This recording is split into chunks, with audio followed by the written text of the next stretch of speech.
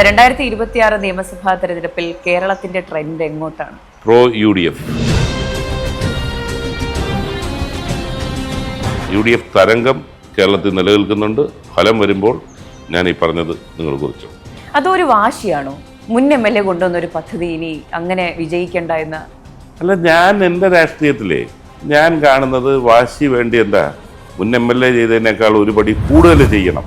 അതാണ് കോമ്പറ്റീഷൻ. വികസന കാഴ്ചപ്പാടിനെ കുറിച്ച് ഇവരുടെ കാഴ്ചപ്പാടുകൾ വികലമാണ്. ഇപ്പോൾ 6 or 7 CPM നേതാക്കന്മാരാണ് ഇപ്പോൾ സ്വതന്ത്രമായിട്ട് അല്ലെങ്കിൽ UDF ബാനറിൽ മത്സരിക്കുന്നത്. ഇതൊന്നും കേരളത്തിൻ്റെ മുൻകാലങ്ങളിൽ ഉണ്ടായിട്ടില്ല. നമ്മുടെ എഡ്യൂക്കേഷന് എന്ത് പറ്റി എന്നുള്ളത് പഠിക്കേണ്ടിയ മനസ്സിരുത്തി പഠിച്ചുകൊണ്ട് കറക്റ്റ് ചെയ്യേണ്ടിയാണ്. ടെലിവിഷനിലൊക്കെ വന്നിരുന്ന് എത്ര ന്യായീകരിക്കാൻ ശ്രമിച്ചാലും CPM കേഡറിലും യുക്തിയും ബുദ്ധിയും ഉള്ളവരുണ്ടല്ലോ, പാർട്ടിയെ സ്നേഹിക്കുന്നവരുണ്ട്, അവർക്ക് അംഗീകരിക്കാൻ പറ്റാത്ത ഒരവസ്ഥയാണ്. അതുകൊണ്ട് പലരും അതിൽ നിന്ന് വ്യത്യസ്തമായി തവണ വോട്ട് ചെയ്യും. അതുകൊണ്ടാണ് ഞാൻ പറഞ്ഞത്, മലയാളിക്ക് പരിചയപ്പെടുത്തലുകളുടെ ആവശ്യമില്ലാത്ത UDFന്റെ ആദ്യ 10 പ്രമുഖ നേതാക്കളിൽ ഒരാളായ സഖാവ് ഷിബു ബേബി ജോൺ ആണ് നമുക്കൊപ്പം ഉള്ളത്. നമസ്കാരം സഖാവ്. നമസ്കാരം.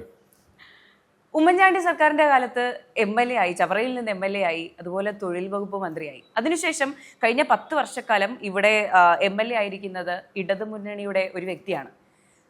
ഇപ്പോഴത്തെ അവസ്ഥയിൽ ചവറയല്ലാതെ സേഫായിട്ട് ഏതൊരു മണ്ഡലം വേണമെങ്കിലും ചോദിക്കാനുള്ള സ്പേസ് ഉള്ള ഒരാളാണ് സഖാവ് ഷിബു ബേബി ജോൺ. എന്നിട്ടും എന്തുകൊണ്ട് ചവറ?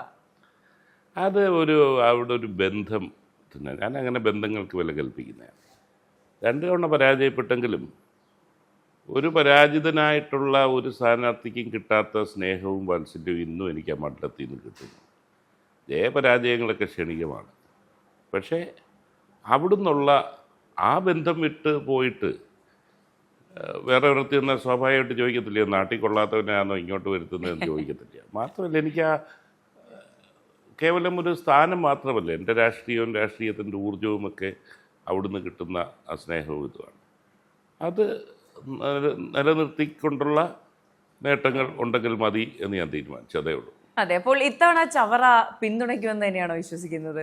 100% പിന്തുണയ്ക്കും എന്ന് വിശ്വാസമല്ല, എനിക്ക് ഉറപ്പുണ്ട്. അതെ. അപ്പോൾ തിരുവനന്തപുരത്ത് നിന്ന് കൊച്ചിയിലേക്ക് പോകുമ്പോൾ ഒരു ബിൽഡിംഗ് ഉണ്ട്, IIIC, അതായത് Indian institute of infrastructure and construction academy. Shibu baby John കൊണ്ടുവന്ന ഒരു സ്വപ്ന പദ്ധതിയായിരുന്നു. അത് പക്ഷേ പാതി വഴിയിൽ ഉപേക്ഷിക്കപ്പെട്ടു, ഒന്നും ചെയ്യാതെ കിടക്കുകയാണ്. അതിപ്പോഴും ഒരു വേദനയാണോ? ഞാൻ എൻ്റെ വികസനത്തിൻ്റെ കാഴ്ചപ്പാട് എപ്പോഴും അടുത്ത ജനറേഷന് വേണ്ടി നമ്മൾ ചെയ്യുക എന്നുള്ളത്, മുന്നോട്ട് കാണുക. നമ്മൾ പഴയ റോഡ് പണിയുന്ന, ഓട പണിയുന്ന, കെട്ടിട പണി, അതൊന്നും വേണ്ടെന്നല്ല. പക്ഷേ അതല്ല ഡെവലപ്മെൻറ്റ് കേരളത്തിന് ആവശ്യം. അങ്ങനെ തൊഴിൽ വകുപ്പ് മന്ത്രിയായിരുന്നപ്പോൾ എനിക്ക് കേരളത്തിൽ സ്കിൽ ഡെവലപ്മെൻറ്റുമായി ബന്ധപ്പെട്ട് കുറേ ഇനീഷ്യേറ്റീവ്സ് ഞാൻ എടുത്തു. അങ്ങനെ നോക്കിയപ്പോഴാണ് കൺസ്ട്രക്ഷൻ മേഖലയിൽ വരുന്ന നമ്മുടെ വിദ്യാഭ്യാസവും നമ്മുടെ തൊഴിലിൻ്റെ ആവശ്യകതയും തമ്മിൽ വലിയ അന്തരമുണ്ട്, ഗ്യാപ്പുണ്ട്. അതുകൊണ്ടാണ് നമ്മുടെ തൊഴിലിനുള്ള പ്രാപ്തരായിട്ടുള്ളവരുടെ എണ്ണം കുറയുന്നത്. എല്ലാ മേഖലയിലും സ്കില്ല് കൊണ്ട് സ്കിൽ ചെയ്യാൻ അതാ ഉദ്ദേശിച്ചത്. അതായത് ചവറയിൽ ഇങ്ങനൊരു സ്ഥലം കിടന്നപ്പോൾ അത് നമുക്ക് അവിടെ ഒരു കൺസ്ട്രക്ഷൻ്റെ ഒരു ഇന്ത്യയുടെ ശ്രദ്ധാകേന്ദ്രവും അതുവഴി ലോകത്തിൻ്റെ എല്ലാ ഭാഗത്തേക്കും തൊഴിൽ ലഭിക്കുന്ന ഒരു സാഹചര്യത്തിലേക്ക് കൊണ്ടെത്തിക്കണം എന്ന് കണ്ടുകൊണ്ടാണ് അത് ആരംഭിച്ചത്. നിർഭാഗ്യവശാൽ അതിനുശേഷം വന്നവർക്ക് ആ കാഴ്ചപ്പാട് ഉണ്ടായില്ല. അത് ആരെ കുറ്റം പറയുന്നില്ല, ഓരോരുത്തർക്കും ഓരോരായിട്ടുള്ള കാഴ്ചപ്പാടുണ്ട്. ഞാൻ കണ്ട നിലയിലേക്ക് അതെത്തിക്കാൻ സാധിച്ചതേ ഇല്ല എന്നുള്ളൊരു വസ്തുത തന്നെയാണ്. അതെ. അതുപോലെ തന്നെയാണ് ചവറയ്ക്ക് ഏറെ പ്രിയപ്പെട്ടതാകേണ്ടിയിരുന്ന മാരിടൈം ഇൻസ്റ്റിറ്റ്യൂട്ട്, അതിൻ്റെയും അവസ്ഥ ഇത് തന്നെയാണ്. അത് വളരെ ദൗർഭാഗ്യകരമാണ്. 35 കോടി രൂപ ചിലവാക്കി പണി തീർത്തു, ഉദ്ഘാടനം നടത്തി, അവിടെ താൽക്കാലികമായി ക്ലാസ് വരെ നടക്കുന്നുണ്ടായിരുന്നു. അതിങ്ങോട്ട് ഷിഫ്റ്റ് ചെയ്ത് മാരിടൈമിൻ്റെ ഒരു ആസ്ഥാനമാകാൻ നീണ്ടാര ശക്തികുളങ്ങര അല്ലാതെ വേറെ എവിടെയാണ് ഉള്ളത്? ആ നിലയിലേക്ക് മാറ്റാനിരുന്നത് 10 വർഷം അത്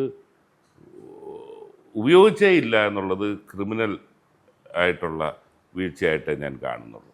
ഇപ്പോൾ ഏറ്റവും ഒടുവിൽ വന്ന് ഏതോ ഒരു സ്വകാര്യ വ്യക്തിക്ക് ആയിട്ട് ധാരണ വെച്ചു അത് MOU ഒപ്പിട്ടു എന്ന് മനസ്സിലാക്കുന്നു.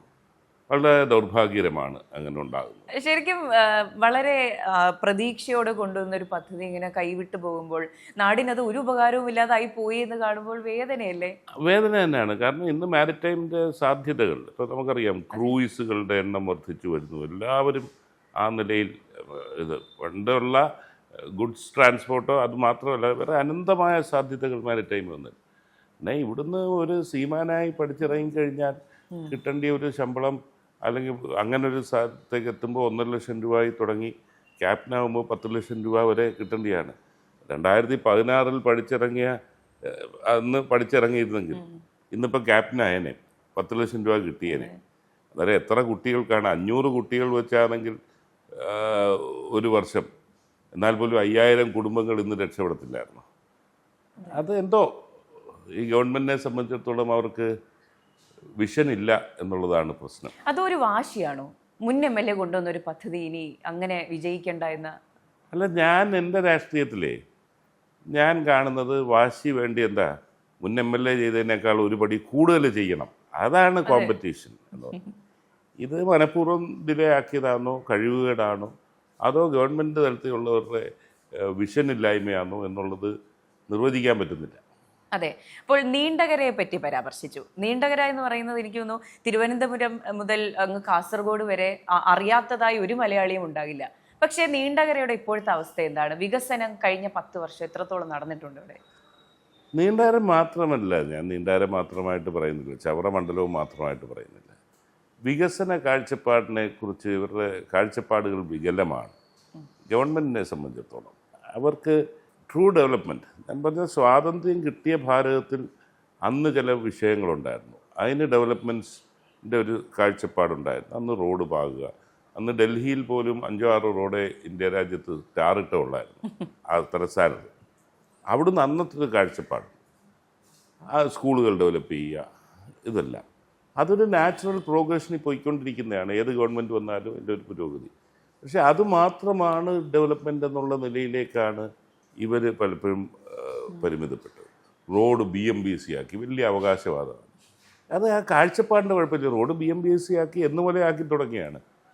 അതൊക്കെ പറയുമ്പോൾ ഞാൻ എൻ്റെ റോഡ് BMBC ആക്കി, അതൊക്കെ അയാൾക്ക് അത്രേ കാഴ്ചപ്പാടുള്ളതെന്ന് ഞാൻ കാണുന്നുള്ളൂ. അന്നേരം ഈ പറഞ്ഞതുപോലെ നീണ്ടകര ഗ്രാമപഞ്ചായത്ത് തനത് വരുമാനം ഏറെ കുറവുള്ള ഒരു പഞ്ചായത്താണ്. അന്നേരം അതിന് പ്രത്യേക ഹാൻഡ് ഹോൾഡിങ് നൽകേണ്ടതാണ്.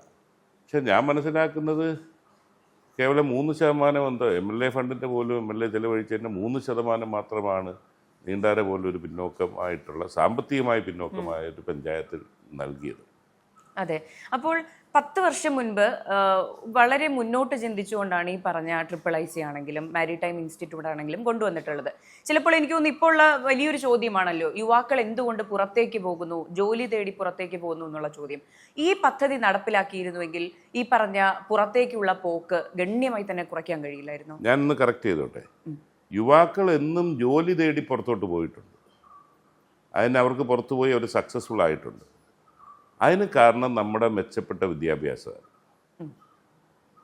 അത് ഗൾഫ് രാജ്യങ്ങളിൽ ബാക്കി ലോവർ ലെവലിൽ പോയതും അല്ലെങ്കിൽ ലോകത്തിൻ്റെ അമേരിക്ക തുടങ്ങി ലോകത്തിൻ്റെ എല്ലാ ഭാഗങ്ങളിലെത്തിയ നമ്മുടെ യുവാക്കൾ നല്ല വിദ്യാഭ്യാസത്തിൻ്റെ ഫലമായി അവർക്ക് അവിടെ എത്തിപ്പറ്റിയാണ്. പക്ഷേ ഇപ്പോഴത്തെ പോക്ക് ജോലി തേടിയല്ല, വിദ്യാഭ്യാസത്തിന് വേണ്ടി പുറത്തു പോകുന്നു എന്നുള്ളതാണ്. അത് വളരെ ആപൽക്കരമായിട്ടുള്ള ആപൽ സൂചന തന്നെയാണ്. നമ്മുടെ എഡ്യൂക്കേഷന് എന്ത് പറ്റി എന്നുള്ളത് പഠിക്കേണ്ടിയ മനസ്സിരുത്തി പഠിച്ചുകൊണ്ട് കറക്റ്റ് ചെയ്യേണ്ടിയാണ്. കുട്ടികൾ വിദ്യാഭ്യാസത്തിന് വേണ്ടി കേരളം വിട്ട് അന്യ സംസ്ഥാനങ്ങളിലേക്കും മറ്റ് രാജ്യങ്ങളിലേക്കും പോകുന്നു എന്ന് പറയുന്നത് വെരി വെരി വെരി ഫ്രൈറ്റനിങ് എന്നേ പറയാം. അതെ, ഇവിടെ അവസരങ്ങളില്ലാത്തത് കൊണ്ടാണ് എനിക്ക് തോന്നുന്നു നല്ലൊരു തൊഴിൽ വകുപ്പ് അല്ലെങ്കിൽ നല്ലൊരു വിദ്യാഭ്യാസ വകുപ്പിന്റെ അഭാവമല്ലേ ഇത്? അല്ല, വിദ്യാഭ്യാസം അടിമുടി മാറണം. വിദ്യാഭ്യാസ മേഖലയിൽ അടിമുടി മാറണം. ഇപ്പോൾ പറയുന്ന ഈ പറഞ്ഞ വികസനമൊന്നും ഇവരുടെ സംഘടനാ തലത്തിലുള്ളവരെ കുത്തി നിറച്ചുകൊണ്ട് അവരുടെ കാഴ്ചപ്പാടിലുള്ള കരിക്കുലം തയ്യാറാക്കി മുന്നോട്ട് പോകുന്നത് അവസാനിപ്പിച്ചേ പറ്റൂ. ലോകത്ത് വരുന്ന മാറ്റങ്ങൾക്കനുസരിച്ച് അതിൻ്റെ ലീഡർഷിപ്പ് റോൾ എന്നും നമ്മൾ മുന്നിലായിരുന്നു. കേരളം കമ്പീറ്റ് ചെയ്തുകൊണ്ടിരുന്നത് തമിഴ്നാടോ കർണാടകയോ ആയിട്ടല്ലായിരുന്നു, മറ്റ് ലോകരാജ്യങ്ങളോടാണ് നമ്മൾ കമ്പീറ്റ് ചെയ്തുകൊണ്ടിരുന്നത്. വർഷങ്ങൾക്ക് മുമ്പ് ഞാൻ കേട്ടത് UK പ്രൈമറി എഡ്യൂക്കേഷനേക്കാൾ മെച്ചപ്പെട്ടതായിരുന്നു കേരളത്തിലെ പ്രൈമറി എഡ്യൂക്കേഷൻ സംവിധാനം എന്നുള്ളത്. പക്ഷെ അവിടെയൊക്കെ വരുന്ന മാറ്റങ്ങൾ വെച്ച് അവർ മുന്നോട്ട് പോയപ്പോൾ നമ്മൾ എവിടെ നിന്നോ അവിടെ തന്നെ നിൽക്കുകയാണ്, അല്ലെങ്കിൽ പിന്നിലോട്ട് പോവുകയാണ്. അതാണ് ഞാൻ പറഞ്ഞത്. അതുകൊണ്ടാണല്ലോ കുട്ടികൾ പോകുന്നത്. ഇവിടെ പഠിച്ചിട്ടൊരു ഗുണവുമില്ല, ഇതുകൊണ്ട് എൻ്റെ ജീവിതം മുന്നോട്ട് പോകത്തില്ലെന്ന് തോന്നൽ കൊണ്ടല്ലേ രക്ഷിതാക്കൾ കുട്ടികളെ മറ്റ് ഇതിലേക്ക് വിടുന്നത്. അതെ, കേരളത്തിൽ ഒരു കുടുംബത്തിൽ ഒരാൾ പുറത്ത് എന്നുള്ളൊരു പദ്ധതിയാണ് ഇപ്പോൾ നടന്നുകൊണ്ടിരിക്കുന്നത്. പക്ഷേ എനിക്ക് മനസ്സിലാകാത്ത ഞങ്ങളുടെ പാർട്ടിയുടെ നേതൃത്വത്തിലുള്ള ഒരു ITC ഉണ്ട്, ഡെഡിക്കേഷൻ സൊസൈറ്റി. ഞാൻ ചെയർമാനാണ്. അവിടെ 220 പേരെ വരെ ഒരു വർഷം എടുക്കാം. കഴിഞ്ഞ വർഷം ആകെ അഡ്മിഷൻ 70 പേരേ ഉള്ളൂ. കൊല്ലത്തെ ഏറ്റവും നല്ല ITCയിലൊന്നാണ്. കഴിഞ്ഞ വർഷം എല്ലാവർക്കും പ്ലേസ്മെൻറ്റ് കൊടുത്ത ITC ആണ്. എന്നിട്ട് പോലും 70 പേര്. എന്നെ അത്ഭുതപ്പെടുത്തിയല്ല. അതിൽ 20ഓളം കുട്ടികൾ, പട്ടികജാതി കുട്ടികൾക്ക് സൗജന്യമാണ് വിദ്യാഭ്യാസം. ആ പ്രവർത്തനം 77 ആരംഭിച്ച ITC ആണ് ഈ വർഷം ആദ്യമായിട്ട് സൗജന്യ വിദ്യാഭ്യാസത്തിന് ആകെ 10 കുട്ടികളേ ഉള്ളൂ. ആദ്യമായിട്ടാണ് അതിലൊരു ഒഴിവ് വരുന്നത്. അന്നേരം ആ കുട്ടികൾ എവിടോട്ട് പോകുന്നു എന്നുള്ളത് നമുക്ക് അനലൈസ് ചെയ്യേണ്ടിയാണ്, പഠിക്കേണ്ടിയാണ്. അത് ഞാൻ പറഞ്ഞല്ലോ, അത് വളരെ ഇതാണ്. അന്നേരം അന്വേഷിച്ചപ്പോൾ സർക്കാർ ITIകളിലും പല ട്രെയിനിനും സീറ്റ് ഒഴിഞ്ഞു കിടക്കുന്നു എന്ന് മനസ്സിലാക്കുന്നു.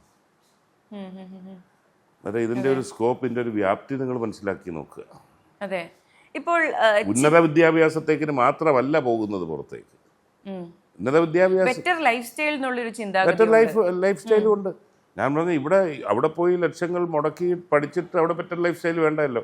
ഇവിടെ നല്ല വിദ്യാഭ്യാസമാണെങ്കിൽ ഇവിടുത്തെ ഫീസിന് പഠിച്ചിട്ട് അവിടെ പോയി ബെറ്റർ ലൈഫ് സ്റ്റൈലിൽ ജീവിക്കാമല്ലോ. അതെ, അന്നേരം വിദ്യാഭ്യാസം നമ്മൾ കൊടുക്കുന്നതിൻ്റെ ക്വാളിറ്റി പോരാ എന്നുള്ളതാണ് ഞാൻ അനുമാനിക്കുന്നത്. ചിറ്റൂരിൽ ഭൂമി ഏറ്റെടുക്കലുമായി ബന്ധപ്പെട്ട് 10 വർഷം മുൻപ് 125 കോടി രൂപ വകയിരുത്തിയിട്ടുണ്ട്. അതെവിടം വരെ എത്തി ഇപ്പോൾ? അല്ല, അത് പുതിയ ഗവൺമെൻറ് വന്ന് പുതിയ MLA വന്ന് അന്നേരം അത് ക്യാൻസൽ ചെയ്തു. ഉടൻ കൂടുതൽ കളക്ടറെ വെച്ച് പുതിയ റിപ്പോർട്ട് വാങ്ങിച്ചു. കൂടുതൽ ഭൂമിക്ക് വില കൊടുക്കും എന്നുള്ള തീരുമാനപ്രകാരം അത് ക്യാൻസൽ ചെയ്തു. കളക്ടർ റിപ്പോർട്ട് വാങ്ങിച്ച് അന്ന് വെച്ചതാണ്. പിന്നെ ഇതുവരെ ഒന്നും ചെയ്തിട്ടില്ല.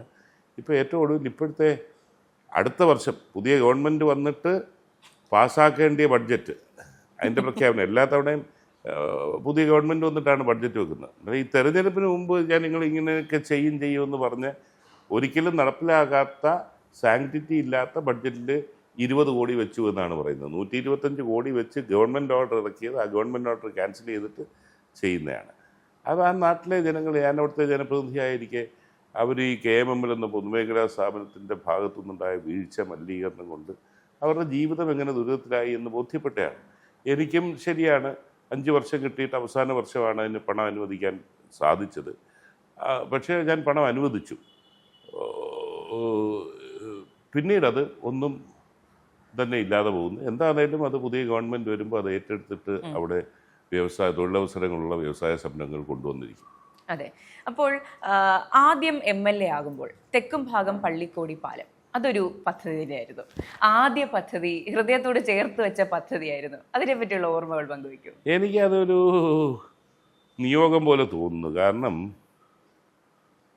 എൻ്റെ പിതാവ് പ്രദാനം ചെയ്യുന്ന ഒരു മണ്ഡലത്തിൽ പിന്നെ ആര് വന്നാലും അത് റെപ്രസെൻ്റ് ചെയ്യുക എന്നുള്ളത് ഏറെ ദുഷ്കരമാണ്. കാരണം അവർക്കൊക്കെ ഉണ്ടായിരുന്ന ആജ്ഞാശക്തിയും കാര്യങ്ങൾ ചെയ്തെടുക്കാനുള്ള കഴിവൊന്നും വേറെ ആർക്കും കിട്ടത്തില്ല. അതിന് സമാനമായാലും വരുന്നില്ല. പക്ഷേ എന്തോ ഈ ഒരു കാര്യം മാത്രം എനിക്ക് വേണ്ടി ബാക്കി വെച്ചിരുന്നില്ല. അന്നത്തെ ബാക്കി എല്ലാ സ്കൂളുകളിലും ഹയർ സെക്കൻഡറി ഉണ്ടായിരുന്നു. അതെല്ലാം ബാക്കി എല്ലാ കാര്യവും ചെയ്തു. ഈ ഒരു കാര്യം എനിക്ക് വേണ്ടി മാത്രം ബാക്കി വെച്ചതുപോലെ ഉണ്ടായിരുന്നു. വളരെ യാദൃശ്യമാണേലും എൻ്റെ പ്രിയ സുഹൃത്ത്, കുട്ടിക്കാല ബാല്യകാല സുഹൃത്ത് മുനീർ തന്നെ ആ വകുപ്പിൻ്റെ ചുമതല വന്നു. അങ്ങനെ ഞാൻ മുനീറിന് ആദ്യം റെപ്രസെൻറ്റേഷൻ കൊടുക്കുന്നുണ്ടെങ്കിൽ മുനീർ അന്വേഷിച്ചിട്ട് പറയുന്നു അതിൻ്റെ എല്ലാ കാര്യങ്ങളും റെഡിയായി ഇരിപ്പുണ്ട്, ഡിസൈൻ അടക്കമുള്ള കാര്യങ്ങൾ റെഡിയായി ഇരിപ്പുണ്ട് എന്ന് പറഞ്ഞു. അങ്ങനെ മുനീർ താല്പര്യപ്പെടുത്തുകൊണ്ട് ആ കാലത്ത് പണി പൂർത്തിയായി. 4 വർഷം വേണ്ടി വന്നില്ല. പക്ഷേ അവിടെയും ഭാഗ്യം തുണച്ചില്ല, അല്ലെങ്കിൽ ദൗർഭാഗ്യം പിന്നിലുണ്ടായി. അവസാനത്തെ ബീം, കാസ്റ്റ് ചെയ്ത ബീം മുകളിലോട്ട് വെക്കുക എന്നൊക്കെ, അവസാനത്തെ ബീം വെച്ചപ്പോൾ അത് മറിഞ്ഞ് ബാക്കി 2 ബീമും കൂടെ കൊണ്ട് താഴെ പോയി. അതിന് പാലം തകർന്നു എന്നൊക്കെയുള്ള പ്രചരണം അവർ കൊടുക്കുന്നത്. പക്ഷേ ഈ ബീം, കാസ്റ്റ് ചെയ്ത ബീം വെക്കുന്ന വഴി അപ്പുറത്തേക്ക് തട്ടി അത് താഴെ പോയി. എങ്കിൽ പോലും അവിടുത്തെ ജനങ്ങൾക്കറിയാം ആ പാലത്തിൻ്റെ പ്രാധാന്യം, അവർ തിരിച്ചറിയുന്നുണ്ട്. അതെ, തെക്കും ഭാഗം ഇപ്പോൾ സന്തോഷവാന്മാരാണ്. തെക്കും ഭാഗം വളരെ പൊളിറ്റിക്കലാണ്. അത് എനിക്ക് അനുകൂലവും എതിരുമായിട്ടുള്ള ജനവിഭാഗമുണ്ട്. പക്ഷേ എതിർക്കുന്നവരും അനുകൂലിക്കുന്നവരും ഈ കാര്യത്തിൽ എന്നെ അംഗീകരിക്കുന്നുണ്ട്. അവരതിന് സ്നേഹം നൽകുന്നുണ്ട്. അതെ. പിതാവിന്റെ കാര്യം പരാമർശിച്ചല്ലോ. നെപ്പോട്ടിസം കിഡ്, അതായത് ഒരു രാഷ്ട്രീയ നേതാവിന്റെ മകൻ രാഷ്ട്രീയ നേതാവാകുന്നു. പക്ഷേ ബേബി ജോൺ എന്ന ബാനറിലല്ല ഇപ്പോൾ ഷിബു ബേബി ജോൺ പ്രസക്തനായി നിൽക്കുന്നത്. സ്വന്തമായ ഒരു കയ്യൊപ്പ് പതിക്കാൻ, സ്വന്തമായ ഒരു ചവിട്ടി നിൽക്കാൻ ഒരു ഇടമുണ്ടാക്കാൻ സാധിച്ചിട്ടുണ്ട്. എൻ്റെ ഇന്നും ഞാൻ എത്തിയിരിക്കുന്ന എല്ലാ ഇതിൻ്റെയും പിന്നിൽ ഉള്ള ചാലകശക്തി എന്ന് പറയുന്നത് എൻ്റെ പിതാവാണ്. അദ്ദേഹത്തിന് സംസാരശേഷി നഷ്ടപ്പെട്ട് രോഗാവസ്ഥയിലായതിനു ശേഷമാണ് ഞാൻ പൊതുരംഗത്തേക്ക് ഇറങ്ങിയത്. പക്ഷേ ആ സംസാരിക്കാൻ വയ്യാതെ ഇരിക്കുന്ന വ്യക്തിയെ കണ്ടുകൊണ്ടാണ് ജനങ്ങൾ എന്നെ ഇവിടം വരെ എത്തിച്ചത്. അത് പറയുമ്പോൾ പതനത്തിൻ്റെ കാരണവും സ്വാഭാവികമായി അത് തന്നെ. അദ്ദേഹത്തെ പോലെ ഒരാൾ മകൻ ആയി വരുമ്പോൾ എന്നിലുള്ള പ്രതീക്ഷ വളരെ വലുതാണ്. അദ്ദേഹം എന്ത് ചെയ്തു, അതിന് സമാനമായി എന്നെയും സമീപിക്കുന്നു. അന്നേരം എൻ്റെ ശരീരഭാഷയിലെ വ്യത്യാസം, അല്ലെങ്കിൽ പുള്ളിക്ക് ചെയ്തു കൊടുക്കാൻ പറ്റുന്ന ഓരോ കാര്യങ്ങൾ ചെയ്യാൻ പറ്റാത്തത്, അതെല്ലാം നിരാശ ഉണ്ടാക്കിയിട്ടുണ്ട്. ഇതുകൊണ്ട് ആ എക്സ്പെക്ടേഷൻ മീറ്റ് ചെയ്യാൻ നമുക്ക് ആർക്കും പറ്റത്തില്ല. അത് പറ്റത്തില്ല. ഇവർക്കൊക്കെ പകരക്കാരില്ലല്ലോ. ഇവർക്ക് പകരം അവർ മാത്രമല്ല ഉള്ളൂ. അത് ലീഡറാണെങ്കിലും അദ്ദേഹമാണെങ്കിലും ഗൗരിയമ്മയാണെങ്കിലും.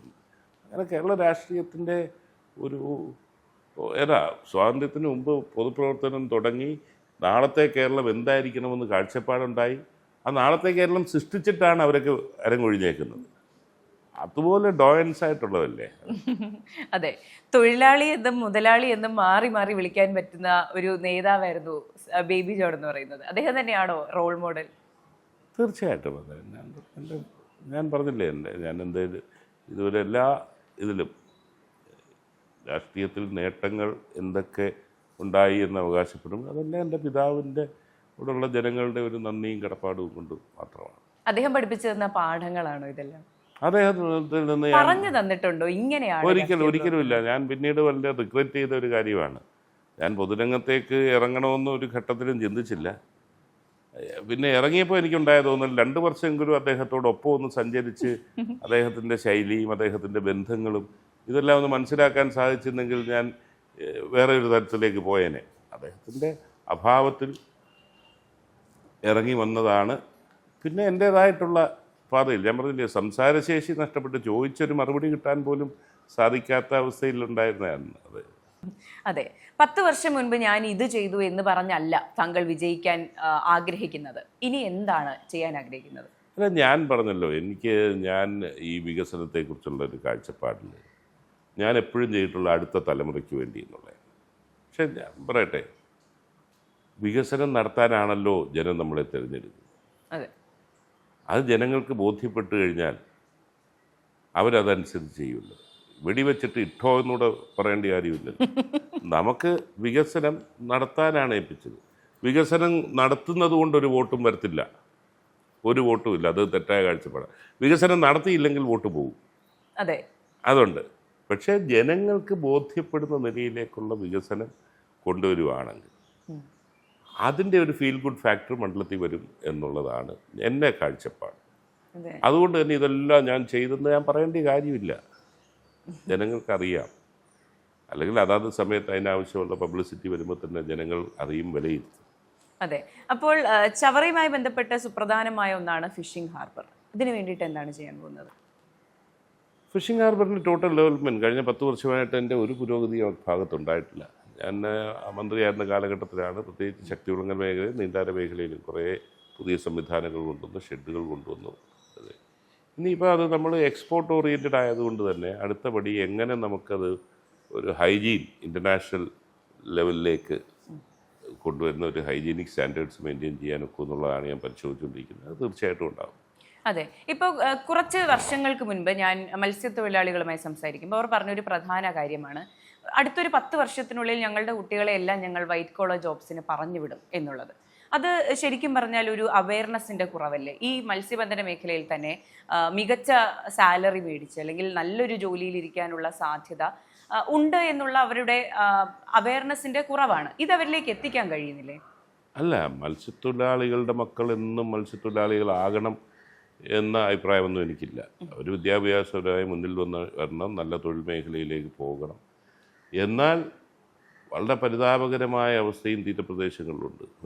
കടലിൽ പോകാൻ നിർബന്ധിതരാകുന്നവർ ഉണ്ട് ജീവിത സാഹചര്യം. പക്ഷേ ഇതെല്ലാം ഇതെന്തോ ഒരു കുറഞ്ഞ ജോലി എന്നുള്ള ഒരു ഒരു സോഷ്യൽ സ്റ്റിഗ്മ ഉണ്ടല്ലോ, ഒരു മാറ്റി നിർത്തലുമുണ്ട് അതിൽ. ആ ഒരു മാറ്റി നിർത്തലുമുണ്ട്. അതാണ് അവരെ വേദനിപ്പിക്കുന്ന, ഇങ്ങനെ ചിന്തിക്കാൻ പ്രേരിപ്പിക്കുന്നത്. ഈ ലോകത്തെല്ലായിടത്തും ഉള്ളവർ ഏത് തൊഴിലിൻ്റെ മാന്യത നിലനിർത്തി പോവുകയാണെങ്കിൽ അത് നല്ലതല്ലേ. പക്ഷേ ഇപ്പം തന്നെ അടുത്ത തലമുറ ഈ മത്സ്യബന്ധന മേഖലയിൽ മാത്രമല്ല, പരമ്പരാഗത മേഖലയിൽ ഒന്നും തൊഴിലിലേക്ക് കശുവണ്ടിയിൽ വരുന്നില്ല, കയറിലേക്ക് വരുന്നില്ല, ഒരു മേഖലയിലേക്കും അടുത്ത തലമുറ വരുന്നില്ല, വിദ്യാഭ്യാസപരമായിരിക്കും. പിന്നെ അതൊക്കെ ഒരു പൊസിഷൻ ചെയ്തുകൊണ്ട് ഇതൊന്നും ഒരു മോശപ്പെട്ട ജോലിയല്ല, ഇപ്പോൾ വിദ്യാഭ്യാസമുള്ളവർക്കും ചെയ്യാവുന്നതാണ് എന്നുള്ള നിലയിലേക്ക് മാന്യമായ കൂലിയും കിട്ടുന്ന ഇത് സാഹചര്യം സൃഷ്ടിച്ചാൽ ഇതെല്ലാം മുന്നോട്ട് പോകും. അതെ. മറ്റൊരു കാര്യം, ഇപ്പോൾ ചവറയുമായി ബന്ധമില്ലാത്തൊരു കാര്യമാണ്. KB ഗണേഷ് കുമാറിൻ്റെ ഫാമിലിയുമായി ബന്ധപ്പെട്ട് അവിടെ ഒരു സന്ധി ചർച്ചയ്ക്ക് പോയിരുന്നു എന്നൊരു ആക്ഷേപം താങ്കൾക്കെതിരെയുണ്ട്.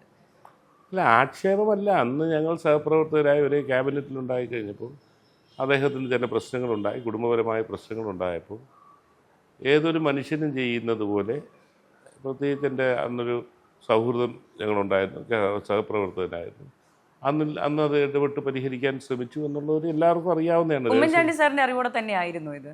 ഉമ്മൻചാണ്ടി സാറും തീർച്ചയായിട്ടും ആദ്യം ഞാൻ ബന്ധപ്പെട്ട് അതിന് CM-നെ ധരിപ്പിച്ചു. CM എൻ്റെ വളരെ താല്പര്യമെടുത്ത വിഷയം പരിഹരിക്കാൻ ശ്രമിച്ചു. പക്ഷേ നമുക്ക് ശ്രമിക്കാവുന്നതേ ഉള്ളൂ. എഫക്റ്റഡ് പാർട്ടിക്ക് വന്നില്ലെങ്കിൽ നമുക്കിത് പരിഹരിക്കാനൊക്കത്തില്ല. അതെ. അപ്പോൾ ഇത്തവണ 2026 നിയമസഭാ തെരഞ്ഞെടുപ്പിൽ കേരളത്തിൻ്റെ ട്രെൻഡ് എങ്ങോട്ടാണ്? പ്രോ UDF തരംഗം കേരളത്തിൽ നിലനിൽക്കുന്നുണ്ട്. ഫലം വരുമ്പോൾ ഞാൻ ഈ പറഞ്ഞത് നിങ്ങൾ കുറിച്ചുള്ളൂ. അതെ. അപ്പോൾ പ്രതിപക്ഷ നേതാവ് VD സതീശൻ പറയുന്നത് പോലെ 100-ലധികം സീറ്റ് നേടി UDF അധികാരത്തിൽ വരുമോ? എനിക്ക് ഒരാൾക്കും അത് കറക്റ്റായിട്ട് അളക്കാൻ സാധിക്കത്തില്ല. കാരണം കേരളത്തിൽ പരമ്പരാഗതമായ UDF LDF വോട്ടും കുറച്ച് നിഷ്പക്ഷ വോട്ടുകളുമാണ് പരമ്പരാഗതമായിട്ട്. ഈ നിഷ്പക്ഷ വോട്ടുകളായിരുന്നു അങ്ങോട്ടും ഇങ്ങോട്ടും മാറിക്കൊണ്ടിരുന്നത്. അതാണ് സ്വിങ് വോട്ട്സ് ആയിരുന്നു. പക്ഷേ ഇപ്പോൾ ഒരു സവിശേഷത, CPM-ൻ്റെ ബേസിൽ നിന്ന് എത്രയോ പോകുന്നു എന്ന് ആർക്കും ജഡ്ജ് ചെയ്യാൻ പറ്റുന്നില്ല. ഇപ്പോൾ 6-7 CPM നേതാക്കന്മാരാണ് ഇപ്പോൾ സ്വതന്ത്രമായിട്ട് അല്ലെങ്കിൽ UDF ബാനറിൽ മത്സരിക്കുന്നത്. ഇതൊന്നും കേരളത്തിൻ്റെ മുൻകാലങ്ങളിൽ ഉണ്ടായിട്ടില്ല. എന്നാൽ ഈ 10 വർഷത്തെ തുടർച്ചയായിട്ടുള്ള ഭരണവും അതിൻ്റെ ധാർഷ്ട്യവും അതിൻ്റെ പിന്നിലുള്ള അഴിമതിയും ടെലിവിഷനിലൊക്കെ വന്നിരുന്ന് എത്ര ന്യായീകരിക്കാൻ ശ്രമിച്ചാലും CPM കേഡറിലും യുക്തിയും ബുദ്ധിയും ഉള്ളവരുണ്ടല്ലോ, പാർട്ടിയെ സ്നേഹിക്കുന്നവരുണ്ട്, അവർക്ക് അംഗീകരിക്കാൻ പറ്റാത്ത ഒരവസ്ഥയാണ്. അതുകൊണ്ട് പലരും അതിൽ നിന്ന് വ്യത്യസ്തമായി ഇത്തവണ വോട്ട് ചെയ്യും. അതുകൊണ്ടാണ് ഞാൻ പറഞ്ഞത്, അതൊരു എക്സ് ഫാക്ടറായി നിൽക്കുമ്പോൾ നമുക്ക് ആർക്കും ഇരുന്ന് 100-ഓ 110-ഓ ഇതൊന്നും പറയാൻ സാധിക്കുന്നില്ല എന്നുള്ളതാണ്. എന്താണെങ്കിലും തമ്പിങ് മെജോറിറ്റി UDF-നുണ്ടാവും. അതെ. അപ്പോൾ ഇത്തവണ UDF അധികാരത്തിൽ വരുമ്പോൾ 10ാം ക്ലാസ്സും ഗുസ്തിയുമല്ല, വിദ്യാഭ്യാസമുള്ള നല്ല മന്ത്രിമാരെ ഞങ്ങൾക്ക് ആവശ്യമാണ്. താങ്കളെ ഒരു മന്ത്രിസ്ഥാനത്ത് തന്നെ കാണണമെന്ന ആഗ്രഹവും ഇവിടെ പങ്കുവയ്ക്കുകയാണ്. അതുപോലെ തന്നെ ചവറയിൽ എല്ലാവിധ വിജയാശംസകളും നേരുന്നു. Thank you.